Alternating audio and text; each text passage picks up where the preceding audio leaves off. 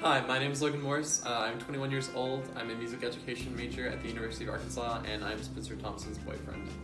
Thank you for including the Thompson. That really.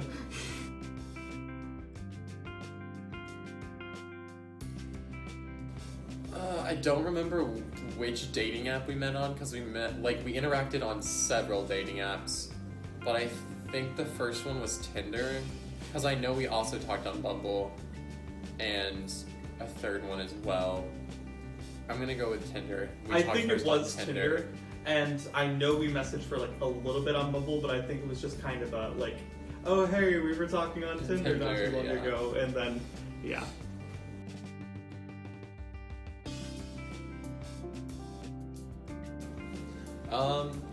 Dating was pretty hard because we weren't really supposed to go outside or do anything or be around people unnecessarily.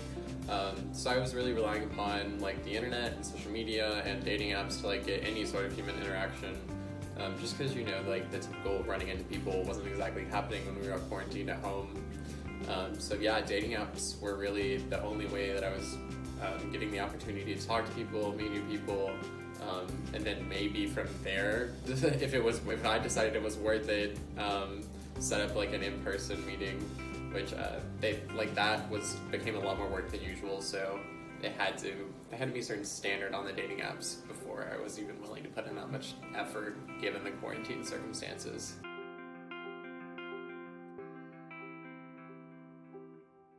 I would say it was still really heavily reliant on the internet and social media usage. Given my roommate is immunocompromised and at a greater risk, so I took maybe more precautions than normal people would.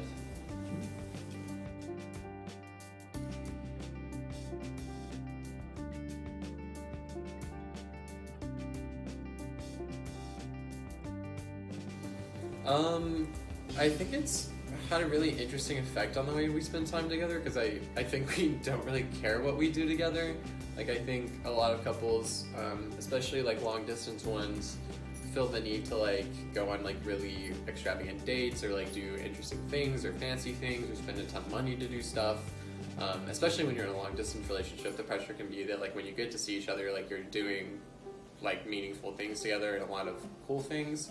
But I think in our relationship, like we are really comfortable just going grocery shopping together or like cleaning the apartment and like cooking together. So I think that we really would just look for any opportunity to spend time together, and it doesn't really matter necessarily what we'll be doing. And we also do digital stuff too. Oh yeah, that's true. Especially way back during the beginning part, we did a lot of gaming together and like Discord calls, and we played a lot of video games together.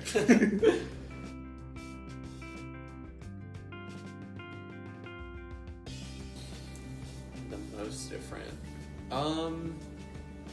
Probably that like we have to consider like going out in a different way. Like we can't just go out and do stuff.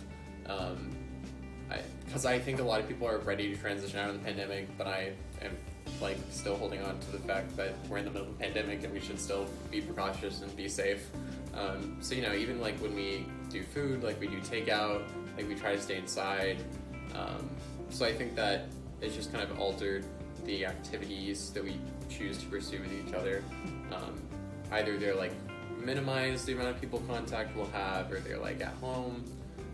So yeah, I think that the general pandemic guidelines have bled over into the like activities we do together and the way we date.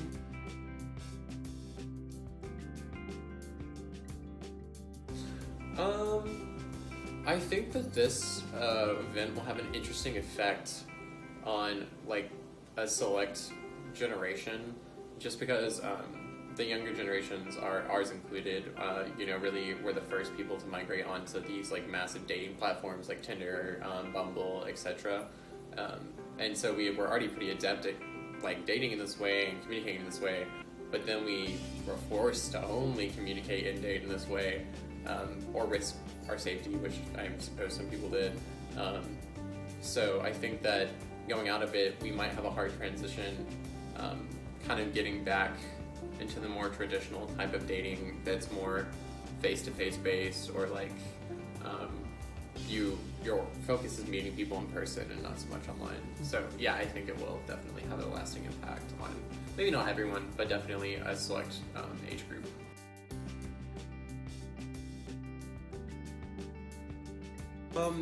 Yeah, I think a lot of cool tools digitally have emerged from the pandemic. I know everyone hates Zoom and is tired of Zoom. I also hate Zoom and am tired of Zoom.